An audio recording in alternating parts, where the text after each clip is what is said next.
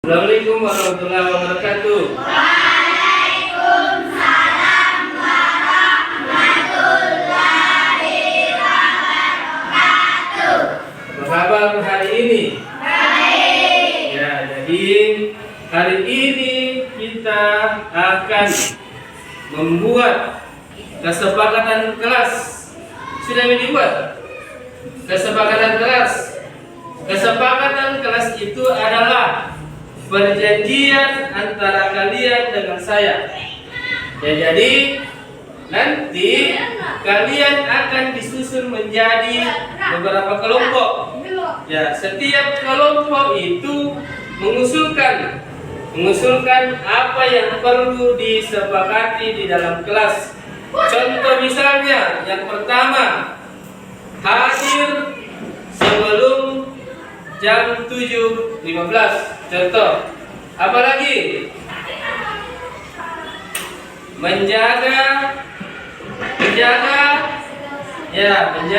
kebersihan. Apalagi? Contohnya, tidak makan di dalam gelas. Kemudian selanjutnya apa lagi? Ya, jadi nanti kalian sepakati apa-apa saja yang perlu disepakati dalam kelas. Oke? Kemudian yang pertama dulu, saya ingin membentuk kalian menjadi beberapa kelompok. Mulai dari sini. Do. Bilang do. Ini re. Ini mi. Ini do. Ini re.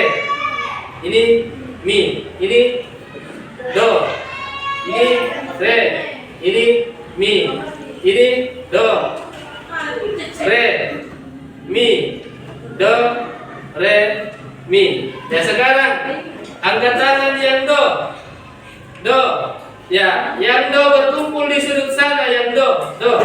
Do berkumpul di sudut sana. Do berkumpul di sudut sana. Kemudian yang re di sini. Re, mana re? Mana re? Mana re? Re di sini. Re.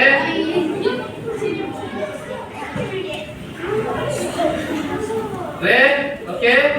Yang mi di sini. Mi. Ya, mi. Oke. Ya, sekarang setiap kelompok mendiskusikan. Setiap kelompok berdiskusi sama teman kelompoknya masing-masing. Pertama yang kalian lakukan adalah tunjuk siapa ketua di dalam kelompoknya. Kelompok itu siapa? Ya, kelompok re siapa? Kelompok mi siapa? Oke. Sekarang tunjuk siapa sekretarisnya. Yang menulis nanti, menulis. Ya, siapa itu? Ya, ini. Ya, Keisha ini. Ya, oke. Sekarang ambil kertasnya semua. Satu lembar, satu kelompok.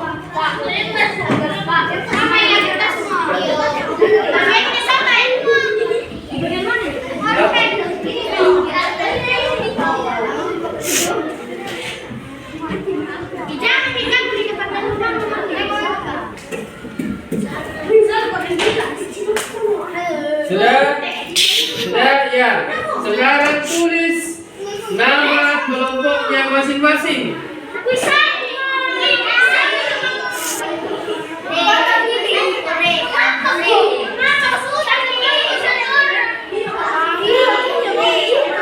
Ya, tulis nama. Tunggu dulu. Tulis dulu nama kelompoknya. Kelompok do, kelompok re, kelompok mi. Oke. Ya, tulis kelompok re.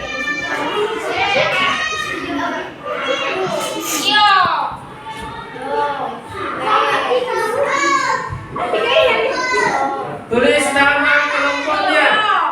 Tulis nama anggota kelompoknya. Mulai dari ketua dulu nah, ketua pertama kemudian sekretaris, kemudian anggota. Tulisi yang pertama itu ketua, yang kedua anggota, yang ketiga yang kedua sekretaris, yang ketiga anggota, dan seterusnya.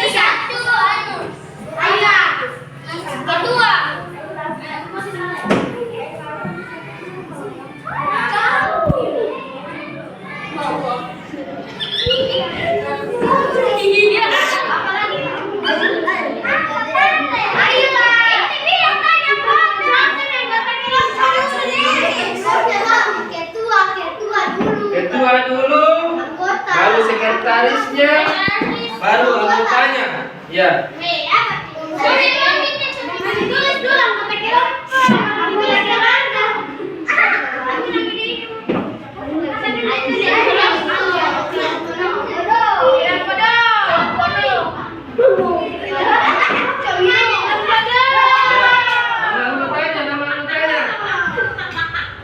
Ya, nama anggotanya sudah.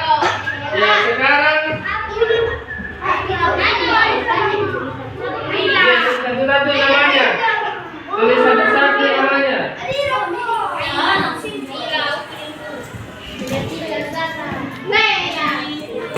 Tulis satu-satu namanya.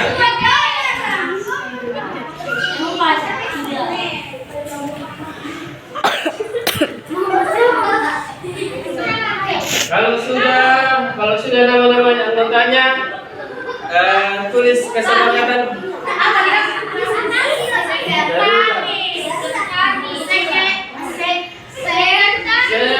Sekretaris.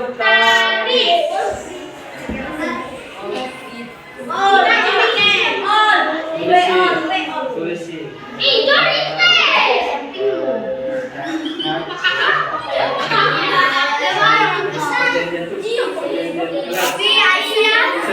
Kesepakatan kelas bahwa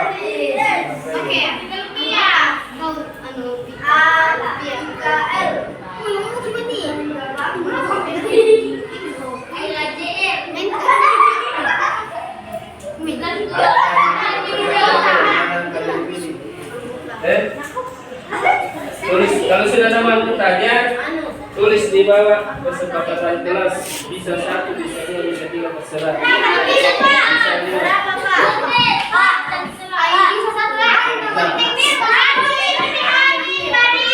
1, bisa 2, bisa 3, bisa terserah. Yang saya sampaikan tadi. Mari kelompok 3, kelompok B. Tidak tulis di kesempatan kelas tak tuh? Ya, sepakati yang mana yang mau kalian usulkan. Bisa 1, bisa 2, bisa 3, dan seterusnya. Oke? Sudah? Ya, tulis B.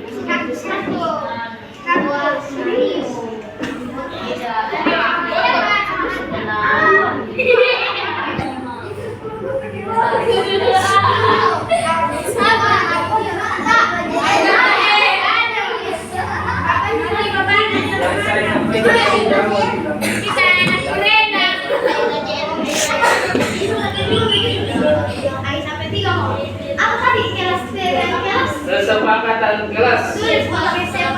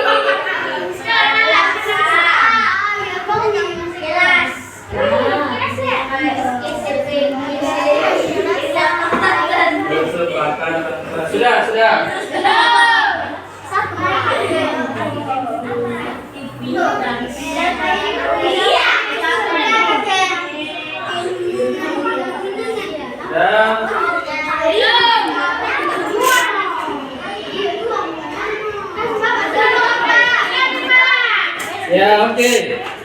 Sekarang kelompok di sini. Kelompok do. Kelompok do, bacakan apa yang menjadi kesepakatan kelas. Wabarakatuh. Waalaikumsalam warahmatullahi Alhamdulillahirabbil alamin. Shalatu wassalamu ala Rasulillah wa ala alihi washabihi ajmain. Bapak Ibu yang saya hormati, saya mohon maaf sisa waktu sebentar terkait dengan tuntutan dan tugas kami sebagai calon guru penggerak yang ke-8 tentang bagaimana mensosialisasikan budaya positif yang ada di sekolah seperti yang telah kami lakukan. Jadi menciptakan budaya positif di sekolah itu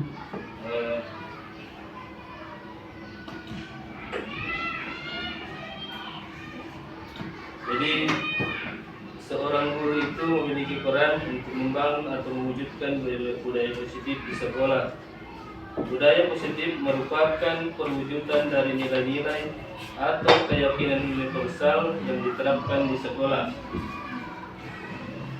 Budaya positif diawali dengan perubahan paradigma tentang teori kontrol. Selama ini barangkali kita sebagai guru merasa berkewajiban mengontrol perilaku siswa agar memiliki perilaku sesuai yang guru harapkan. Perwujudannya adalah guru sering memberikan hukuman kepada siswa yang melakukan kesalahan dan memberikan imbalan terhadap perbuatan baik yang dilakukan siswa.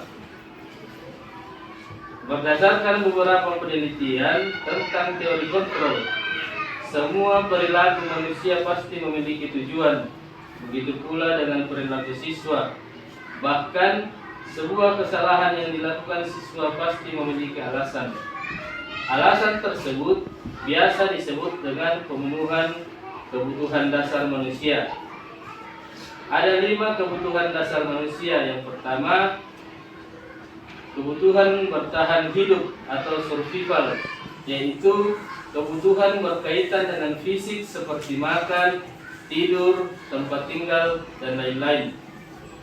Yang kedua adalah kebutuhan cinta dan kasih sayang atau penerimaan.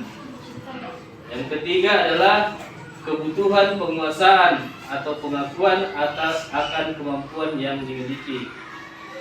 Yang keempat adalah kebutuhan kebebasan, kebutuhan akan pilihan, dan kebutuhan akan kesenangan. Ketika guru sudah mampu memahami kebutuhan dasar setiap siswa, langkah yang dilakukan adalah dengan menerapkan disiplin positif. Selama ini, disiplin yang dipahami sebagai tindakan untuk membuat siswa patuh pada aturan sekolah dan guru. Apakah seperti itu penerapan disiplin yang tepat? Menurut Diani Gosen dalam bukunya Restoring School Discipline, ada 3 alasan motivasi manusia dalam melakukan sesuatu, yaitu untuk menghindari ketidaknyamanan atau hukuman.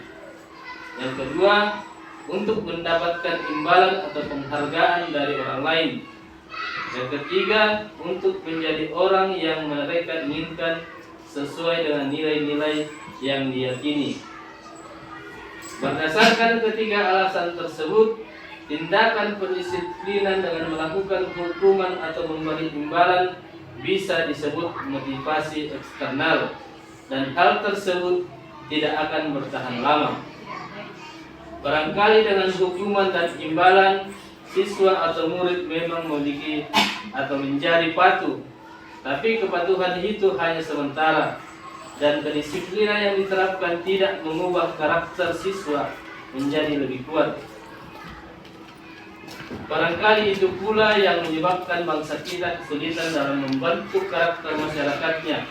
Contoh kecil seperti budaya antri, mentaati aturan lalu lintas, menjaga kebersihan, contoh buang sampah pada tempatnya. Yang belum bisa menjadi karakter adalah berdasarkan teori motivasi tadi. Penerapan disiplin di sekolah harus dilakukan dengan yang 3 alasan tadi. Siswa melakukan kebaikan sesuai dengan keyakinan kelas atau nilai-nilai yang sudah tertanam dalam dirinya atau motivasi internal. Motivasi internal lebih berjangka lama dan membuat siswa makin kuat secara karakter. Hal tersebut sejalan dengan pemikiran Ki Hajar Dewantara yang mengungkapkan bahwa disiplin kepada siswa atau murid adalah disiplin diri. Sebab hanya diri sendiri yang mampu mengontrol diri kita, bukan orang lain. Jika belum bisa mengontrol diri, menurut Ki Hajar Dewantara, penerapan disiplin dilakukan oleh orang lain, tapi dalam situasi merdeka, bukan keterpaksaan. Artinya, siswa atau murid sendirilah yang menginginkan dirinya sendiri mentaati peraturan sesuai dengan keyakinan universal atau keyakinan sekolah dan keyakinan kelas. Keinginan untuk melaksanakan keyakinan universal yang datang dari siswa atau kita sebut motivasi internal. Motivasi internal tersebut dapat diwujudkan dengan restitusi. Restitusi adalah upaya mendisiplinkan siswa tapi dengan cara siswa sendiri yang menyelesaikan masalahnya dan membuat mereka bertindak sesuai dengan keinginan ideal yang didasarkan pada keyakinan kelas. Hal tersebut tentu akan berjalan dengan semestinya ketika guru menempatkan diri sesuai dengan posisi kontrol yang tepat. Posisi kontrol guru yang terbaik adalah posisi seorang manajer. Di dalam posisi ini, sikap guru ketika melihat siswa melakukan kesalahan tidak langsung menghukum atau menasehati, tapi diawali dengan sikap memahami tindakan siswa. Bahwa ketika siswa atau murid bersalah, itu biasa karena memang setiap manusia pasti pernah bersalah. Ada istilah ketika diterapkan ini segitiga restitusi, ada namanya menstabilkan kreativitas. Selanjutnya, guru juga mencoba memahami alasan atau kebutuhan dasar apa yang ingin dipenuhi siswa dengan perilakunya tersebut, yang biasa disebut dengan validasi tindakan yang salah. Selanjutnya, siswa diingatkan tentang keyakinan kelas dan dipancing dengan pertanyaan tentang bagaimana seharusnya sikap mereka menurut keyakinan kelas, dan jawabannya datang dari siswa sendiri. Kemudian baru ditanyakan solusi terbaik menurut siswa tersebut yang berdasarkan keyakinan kelas tadi, menanyakan keyakinan. Saat melakukan restitusi, seorang manajer tentu tidak bersikap emosional, tidak juga merasa bahwa dia yang benar dan siswa harus mengikuti aturan saya. Jika siswa bersalah, sebenarnya gampang saja hanya menyuruh mereka meminta maaf, kemudian menjalankan hukuman yang kita berikan. Siswa pun akan menuruti kemauan guru. Dengan seperti itu, seolah masalah selesai. Akan tetapi, sesuai dengan filosofi pendidikan Ki Hajar Dewantara bahwa pendidikan adalah tempat menyemai benih kebudayaan. Kebudayaan dibentuk dari kebiasaan dan menjadi karakter. Diharapkan dampaknya lama, jangka panjang. Pendidikan sejatinya mampu menumbuhkan manusia-manusia terbaik yang berpegang pada nilai-nilai keyakinan yang memiliki kemerdekaan jiwa. Bukan hanya membentuk generasi yang patuh karena tekanan dan aturan, tapi jika menghendaki siswa patuh pun karena mereka mematuhi keyakinan dan nilai-nilai yang mereka pegang sendiri, bukan aturan yang guru atau sekolah paksakan. Oleh karena itu, restitusi adalah sebuah upaya untuk membuat siswa mampu mengevaluasi diri mereka sendiri agar menjadi manusia yang baik sesuai dengan nilai-nilai kebajikan universal, dan sebuah upaya agar setiap kesalahan yang dilakukan menjadi bahan pembelajaran agar dirinya menjadi lebih baik, menjadi lebih kuat karakternya, dan penghargaan pada diri mereka sendiri pun menjadi bertambah. Dengan penjelasan di atas, diharapkan budaya positif di sekolah dapat terwujud dan sekolah sebagai tempat menyamai benih kebudayaan atau pembentukan karakter bukan hanya sebagai mimpi indah yang hanya menjadi cerita indah dalam buku-buku teks pelajaran. Demikian tulisan yang saya buat terkait dengan penerapan budaya positif yang ada di sekolah. Jadi harapan pemerintah terkait dengan bagaimana mengimplementasikan profil pelajar Pancasila yang sesuai dengan kebinekaan itu dapat dimulai dari calon penggerak dan diterapkan kepada rekan-rekan yang ada di sekolah. Jadi harapan-harapan dari pemerintah itu bisa kami tularkan kepada teman-teman sekalian tentang bagaimana menciptakan budaya positif di sekolah. Jadi demikian presentasi saya. Mungkin ada pertanyaan atau tanggapan dari teman-teman terkait dengan presentasi dan tulisan saya. Terima kasih.